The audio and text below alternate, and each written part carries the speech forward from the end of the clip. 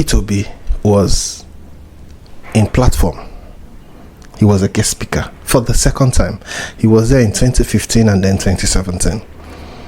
And in that 2017, he gave a speech that resonates in our history. He gave a speech that actually materialized into a movement.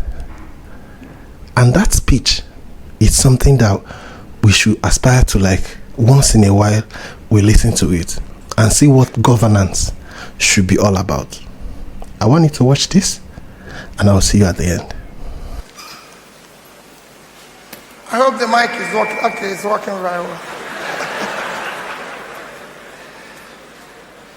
You know, for those of us who are not ICT compliant, when they put this on you, then, well, let me start by most sincerely thanking Pastor Poju and his team for inviting me here for the second time after our October 1st interaction. I thank my dear sister, the Minister of Finance. I know how tough it is to be Minister of Finance at this period in Nigeria. I thank you for being here and being part of this. The Vice President hasn't arrived, but I most sincerely appreciate and thank our very dear Vice President, His Excellency, Professor Yemi Osibanjo, for the way and manner he has conducted himself in office. Our dear Vice President has shown that this country is not lacking of men and women who can show purposeful leadership and lead from the front and walk their talk. We remain prayerful for them as we pray for our own president. Today is 1st May, so I must appreciate and thank all the hard-working Nigerian workers who are trying to help us to build a better country. The organizers have asked me to speak on Nigerian economy. While I cannot claim to be professor of economics, and most people who are speaking today are professionals, I will speak as a trader.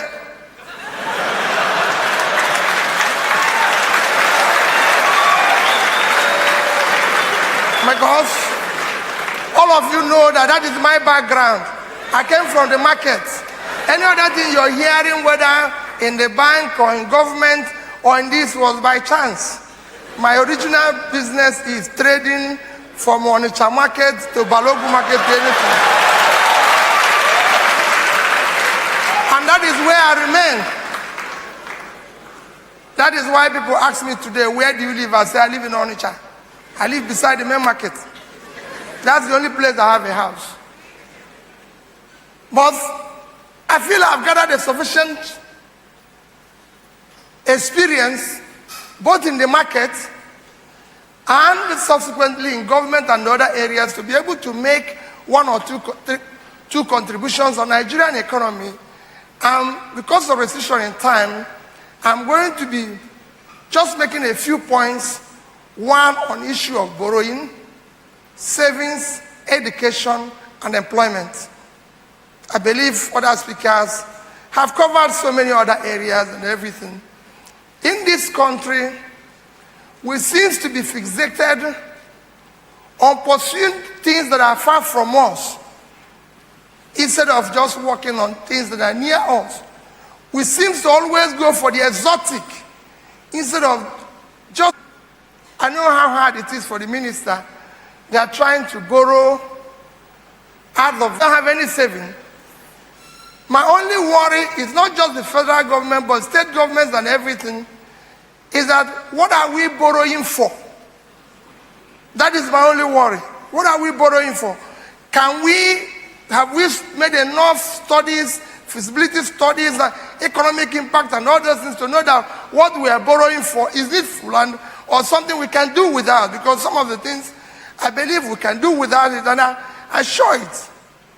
So today, our debt service to revenue is almost 60% across the line of states and everything, even excluding other contractual obligations, especially in the state level, and people are still borrowing. My question is, what are we borrowing for? And I'll give an example with the issue of airport. We had borrowed to build new terminals in the airport. Maybe when we negotiated the loan, it was good. But as a businessman, even if you negotiate a loan yesterday to borrow it and you find out that things are not working, you renegotiate it. We've borrowed to build 4 new airport terminals across the country. My question is, are they viable? Would they pay themselves back? We all know that 80% of our traffic comes from Lagos Airport today. And I've said with every sense of sincerity, the airport we have in Lagos is one of the biggest airports in Africa today. All we need is to fix that one to be functional first. We don't need to build new terminal because that one is not working. Borrowing to do new one, we can make that one at least the regional hub, and it will work. But if you go there today, he's the only airport I know that if you want to use the toilet, somebody will ask you, do you want tissue? What are you going there to do? To take picture? What does you think you're going there to do? To go and take picture?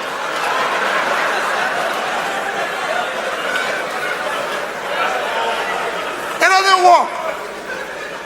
You go there, you find out the facilities are not working. In the passenger, in the main lounge where everybody moves, you know the big men move from VIP. If you go to the VIP lounge of our airport here, they have 2 toilets. In the where all of us move from, 2. So you will always see queue. People queuing. You thought they are boarding the flight. They are just waiting to just wait. That's what they are queuing. We can make it functional first. Go to Ghana. Go to Togo. Go to everywhere. Rwanda, it's just one small building, but it's functional and working. So building to do new terminal for me, why don't you look at the approach of the airport? These are things we need to fix. They're basic. And we are borrowing. You go to the States, it's the same thing. People are borrowing to do super highway. Super highway to where? Let's see the small road. Super highway to where?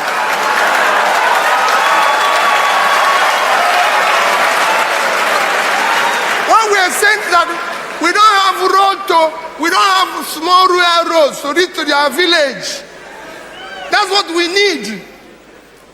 If we can get that, that is enough. For the meantime, but they are borrowing. They are borrowing to do flyover. When the main road is not good, why are you doing the flyover? Where are we flying to? We want the road to be good. But they are borrowing to do flyover. That is what you see in this country. I have somebody today that is being owed, and his business is about to collapse. When I talk about government debt and then borrowing, because he did what? He did Christmas decoration. How can a government do this Christmas decoration when there's no rice on people's table? So these are things when we are talking about borrowing, I question borrowing and say, I'm happy the minister is here, because the minister is not only signing for the borrowing of the federal government, he's doing the same thing. He don't know, before the state can borrow money, she approves. So minister,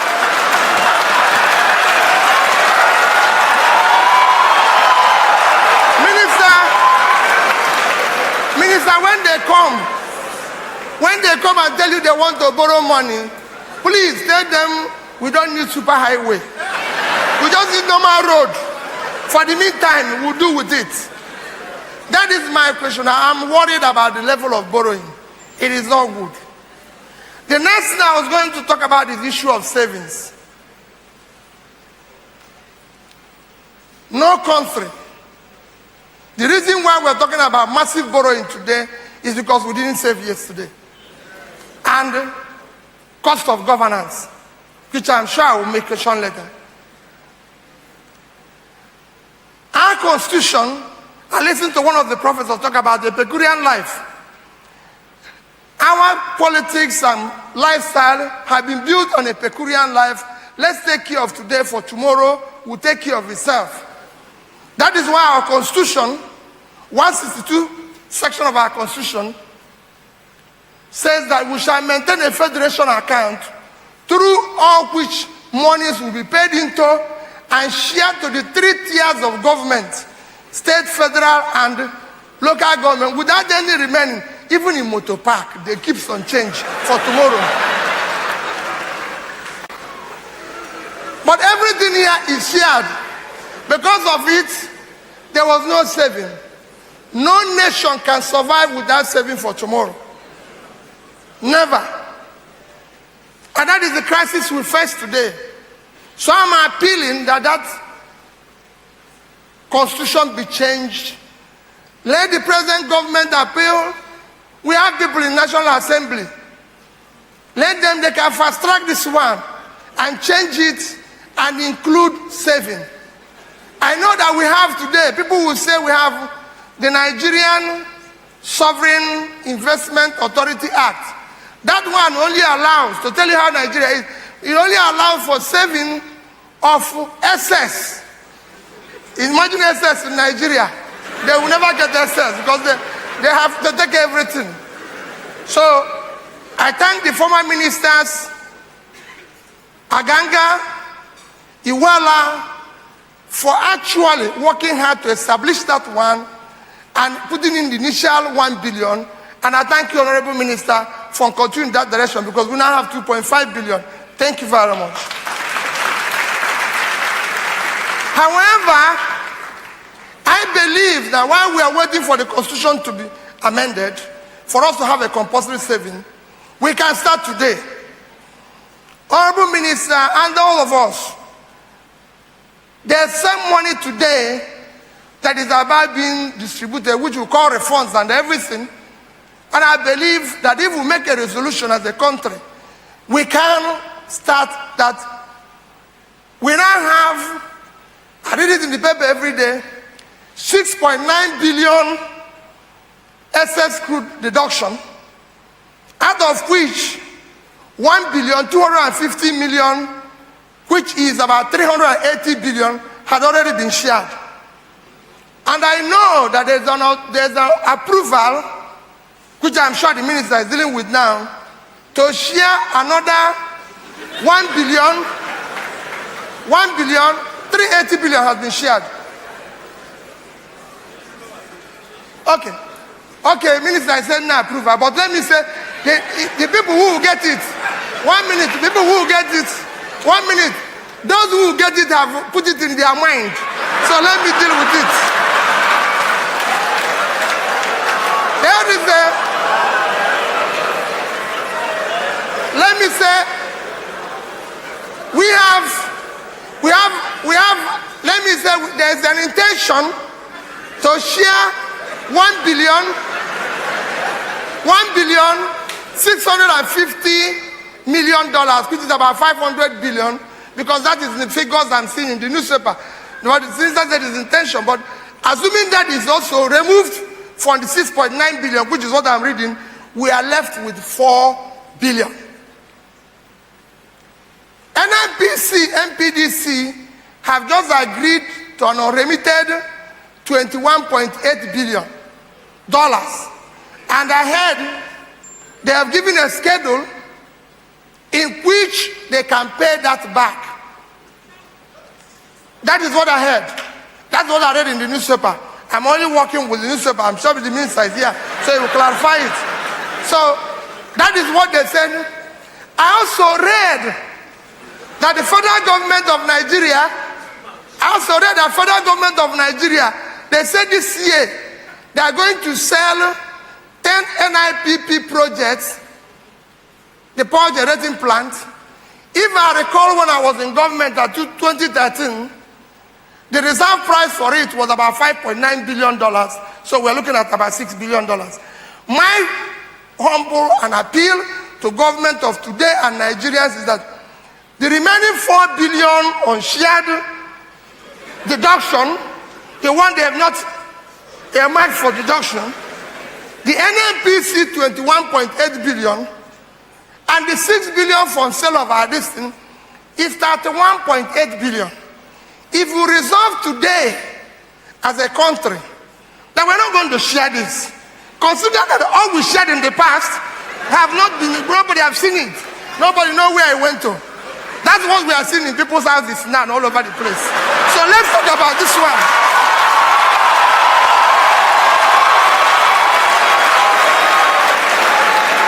Let's resolve now. Let's resolve as a people. Let's then resolve that this 31.8 billion, we are not going to share it. We are going to save it.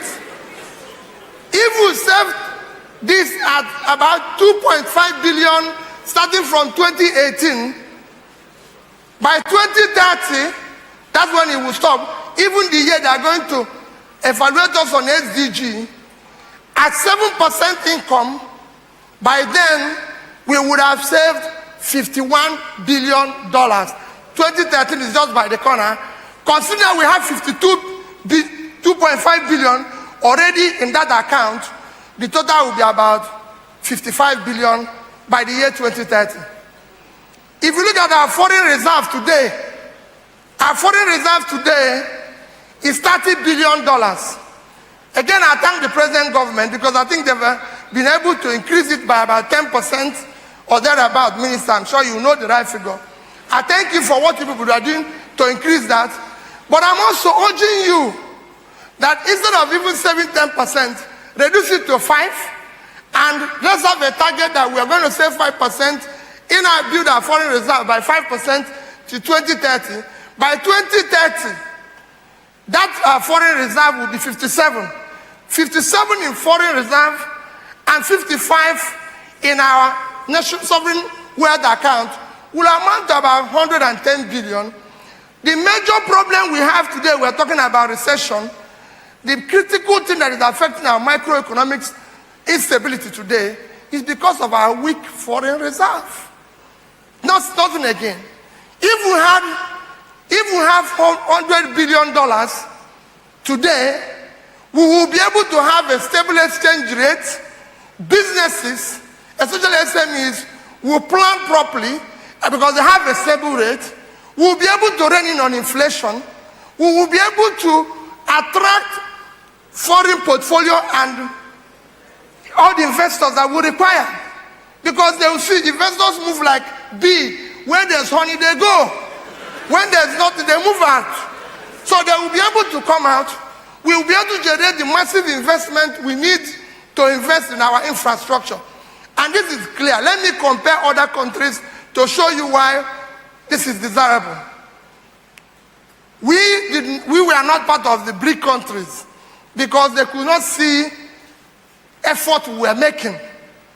But today we are part of the Mint country. The Mint countries are Mexico, Indonesia, Nigeria, and Turkey. And I compare the countries with you so you can see where we are. Mexico, with a population of 130 million, has a GDP of 1.1 trillion, a foreign exchange reserve of over $150 billion, capital market capitalization of over $400 billion, a positive GDP, inflation and unemployment under 10%. Indonesia, with a population of about 200 million, has a GDP of 870 billion, reserve of over $100 billion, capital market capitalization of over $30 billion, positive GDP growth, inflation and unemployment under 10%. Turkey, with 80 million people, has a GDP of 780 million, about 100 billion in reserve, market capitalization of about 200 billion, positive GDP growth, inflation and unemployment under 10%. Then our own country, our very dear country, we are 170 million. Our GDP today is about 413, which is about half of the list. Our reserve is 30, which is 30% of the pack. Our capital market is about 30 billion, which is not even 20% of Turkey. Because everybody have left. We have, of course, last year we have agreed we are in recession. So there's no need to say we are in negative growth. GDP, our unemployment and inflation is hitting 20, which is double of everybody. When you compare this, the only thing that is missing in ours is that we didn't save yesterday. And we must save today. We must resolve to start that saving, because that will make a difference in the future. That is all that I appeal for savings. Let nobody say there's time to save. Time to save is now. We started with this money they're about to share. Let them not share it again. We sold licenses for airport. All the licenses we sold, telephone and everything, nobody know where the sharing went to. So let's stop sharing. For the future of our children, I appeal that we start saving. The other thing we want to mention is the issue of education. Nigeria needs to invest massively on education. Investment in education is synonymous with your future. If you're not investing in education, you're finished. We need to aggressively invest in education, especially today's knowledge economy. It is critical. Nigeria today occupies an unenviable position of this country with the largest out-of-school children in Africa and second in the entire world. Out of the 57 million children that are not in school, 10.7 million reside in Nigeria. The reason why Asian countries have leapfrogged Nigeria is because of their past investment and continued investment in education. When ours is reversed, is the case. We have about 60% on our education enrollment at the basic level. So we need to do something aggressively, especially now. The world have even moved where they are now talking about STEM education. It is education bordered on science, technology, engineering, and mathematics. When we haven't even started the other one, the one they left. We need to do something aggressively. By 2020, the world will have shortage of 85 million STEM skilled workers. And everybody is building for that challenge. And it is important that we get involved in it as quickly as possible. By turning around our basic education, we are a knowledge economy. It's a very simple thing. The reason why we're talking about oil today is that we have not invested. He talked about India being the biggest economy. What does it? It doesn't have oil. What they have is what? Knowledge. We are talking about knowledge economy. And to show you what knowledge economy can do, we're talking about Nigeria today being the biggest GDP in Africa. South Africa, second. Two of them put together is about 700 billion naira. The market capitalization of Apple is 750 billion. Bigger than two of them put together. Google, with a market cap on Friday of 600 billion, is 150 of our GDP. Microsoft, I used to do 5 companies. Microsoft, with 515 market capitalization, is about 120-something% of our GDP. Amazon, with 430, is bigger than our GDP. Even Facebook, that started in 2004, with a market cap of 416, is bigger than GDP. Even Mark Zuckerberg's net worth of 65 million is 3 times our national budget this year. So we must invest in education, because that's where the future is going. We can no longer continue to do what we are doing now. It becomes imperative that we do the right things. Ours is not different. These things are not rocket science. This one is not oil, it's not anything. Let's invest in education. And how are we going to do it? Today we have, you can go on and on. Apple first quarter sales is 78 billion. That is twice the entire budget of all the states and federal government put together, twice it. Apple first quarter sales. Thereby we must invest in education. And how do we do it? We have today 12 million people in our basic education, which is the critical one. We're not talking about tertiary education. The critical component everybody is investing is the basic education. We have 12 million when there should have been 20-something million. And how do we get that? We can resolve to invest in that we are going to, by next 1 year or two, bring in 20 million back to school. I can show you, I did it before. You can bring them back. We will decide to budget properly 10,000 per head. 10,000 naira per head. That's what I used. And it's still visible today. If you have 20 million people, that will be 200 billion. And we funding it is very easy. Federal government will take 50%, which is 100 billion. They're already spending about 60 billion in UBEC. State government will spend 50 billion, will bring 50 billion. A special education tax will give us the 50 billion. That's 200 billion. If we can raise this money, I will then further show you how you can use it so it becomes transformative instead of becoming transactional, which is the case today. What are we going to do? We send this money direct to school at per head, not via state, not via local government, not via anybody. Direct to the school.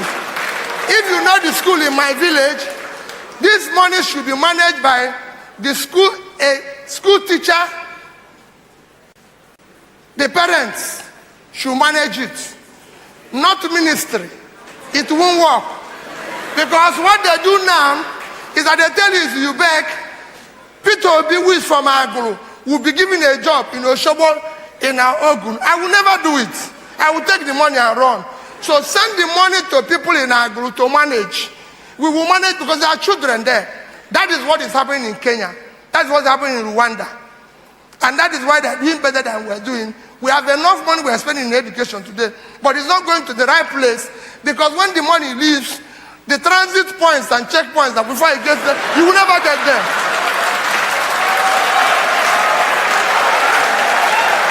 So we can do it.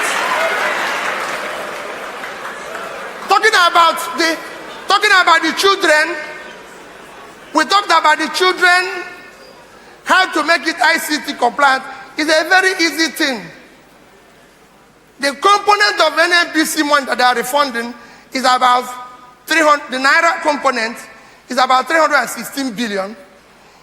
Instead of refunding it again and sharing it, I'm suggesting that if we have 20 million young people in our basic education, let's get all the computer companies in Nigeria, I did it before with them, and order from them 2 million computers. It won't cost us more than 100,000 naira, which is about 200 billion. Pay to them, they supply at 10 per child. That's what we did while I was in Anambra State. I bought from Leostan, Xenox, you can tell you. I went to him and said, I want to buy 10 computers. For every 10 child, I want to buy 1 computer in secondary school. That's where I did it. He calculated it was 30,000. And I paid him 2.4 billion upfront. And he delivered it. You can go, the rest of what is happening in education there, you can verify for yourself. The nation can do it. It's very easy. The money is there. Before the money goes to somewhere and transit to another place. And we are looking for it. My final contribution on this area is issue of employment. Government does not create jobs. Government only facilitates job creation by ensuring that they empower SMEs and local entrepreneurship. And I thank this present government for what they've done by saying, it's been said before, but I hope this time it will be different, that they are saying people who will buy made in Nigeria, who will buy what is made in Nigeria, and will produce what we buy, and they will patronize local companies. But what they've not done, and we wanted to take it further, is to also talk about payment. Today, government have killed more businesses than anything. 80% of companies that are collapsed in Nigeria were killed by government indebtedness. This is the only country where government, governor, local government chairman orders anything without any responsibility of paying for it. It doesn't happen anywhere. In the UK, public procurement is paid within 30 days. In Ghana, Rwanda is 60 days. I want to give examples of what is local here. Here, it doesn't bother anybody. I have a governor who has since left and is doing very well. He bought from a company 750 jeeps for his traditional rulers. He bought it at 99 million. The company was expecting to make 1.5 million. He took the vehicles, gave it to traditional rulers, and everybody wants to give it to. 4 years, as I'm speaking here, that company has not been paid. They borrowed 300 million to do that job from a bank. Today they are 25%. Today they've lost their profit. They have lost their capital injection. They are debt of 732 million as a result of that transaction. They've sacked over 200 of their workers. And the governor has received all manner of title from the traditional rulers and has been given all sorts of award as a good performer and is looking for the next post. The country cannot continue that. You can actually pay. Today people are celebrating Innocent. The only thing why Innocent was functional, I said it here in platform and I'll repeat it again. When Innocent started his factory, he came to me. I said, Innocent, since you are in Anambra State producing vehicles and you're employing thousands of people from this state and surrounding, we will be your highest customer. Go and tell me whether you can produce a bus. Said yes. Pick up for police. Said yes. I said, how about G's for traditional rulers? He said yes. I said, since you can do them, Innocent, I'm going to give you an order. He's there, he will tell you. I gave him an order for 1,000 vehicles at 5 billion, and I paid him everything at least 180 days before delivery. I said, come, we'll give you money because we need you to be here. We paid everything up front. I told you before that when I was buying it, oh, the chiefs, everybody said they won't use it. They said the kids won't use it. They said nobody has tested it, but if it fail break, if you do, say, don't worry. We will not bother. No matter the number of people he killed, the ones who remain in Anambra. But we're going to buy the vehicle. That's how we bought the vehicle. As I speak to you today, not one of those vehicles has had a problem. The treasurers are losing it. Everybody is losing it. We did the same thing I told you about Leo Stan. I went to him and said, you're a Nigerian company. We are going to buy this amount of computers from you. I can tell you what he told me. He said he doesn't deal with state government. I said, why? He said, payment is there. I said, you understand? I will give you money before you supply. I don't even want you to give me anything. No bank guarantee. I pay you. If I look for you, I know where to find you. And I paid him, and he delivered. So was Innocent. Innocent didn't give me bank guarantee. I can go on and on. Now that you've said we'll do made in Nigeria, I agree. Can we go to the government houses and make sure that all the chair and the beds there are made in Nigeria? Because that's where we will start. Let them come here and buy. I was number one customer of palm while I was in government. Go and ask them in Kaduna. I was not their number one customer because I insist you must buy made in Nigeria. So I agree with all those things, but let us also pay them. I made a policy when I was in government that nobody should be owed more than 60 days while I was there. Go and ask, and I said to the platform, yeah, again, if any contractor, supplier, anybody will say that the day I left office, it was being owed for a matured certificate or payment that is due, come here, I will resign from politics. Never. Because it's people's money. You must support them. It is important, it's critical. We've lost yesterday as a country. And by yesterday, I mean from 1960 to the year 2000. Why did I say 1960? Why did I say that? Because that was where said, not that nothing happened. Something happened, but we lost it. In year 2000, Nigeria became a signatory. So I call it today to what they call UN MDG goals. All of you are aware of it. UN MDG goals have 8 critical areas. Nigeria became a signatory in the same year to Water is for Life. You people don't know, Nigeria is a signatory which says that if they don't provide you water, you can sue Nigeria. But that is, don't sue them, please. Because they will not. But so they sign all those things. They sign all those things abroad and come home here. And then throw away the papers in which they sign it. So for MDG elapsed in 2015.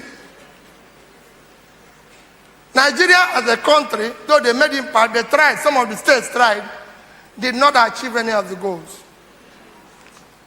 In 2015, Nigeria became a signatory among the 193 countries that signed for Sustainable Development Goals that will end in 2030. So you know why I'm talking about 2030. My appeal and demand of Nigerians today is, having lost yesterday and today,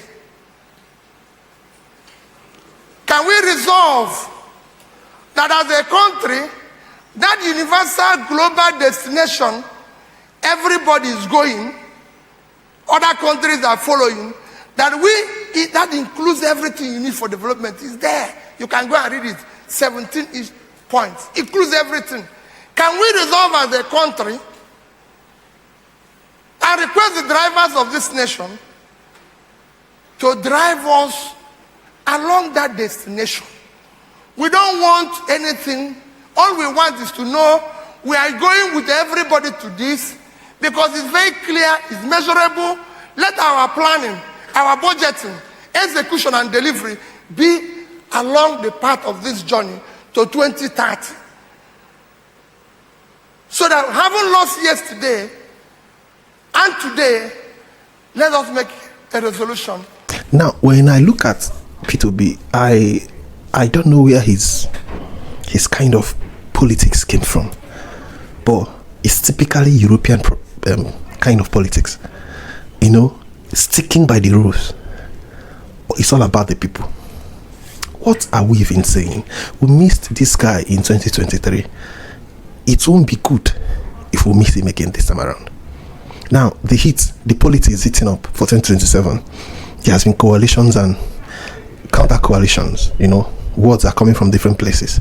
But we need to sit back and ask ourselves, what are we going to leave for our kids, for our generation, for the next generation? We need someone that can fix us, someone that can fix this country. And I want you to think about it. This man have changed a generation with this speech, have actually formatted, you know, the mindset of a whole lot of people of what governance should be all about. And we need him to be in that seat come 2027. Share this message. You can send to your friend. Like and subscribe, because we're on a journey for a greater Nigeria. This is Inside Nigeria. I will see you again.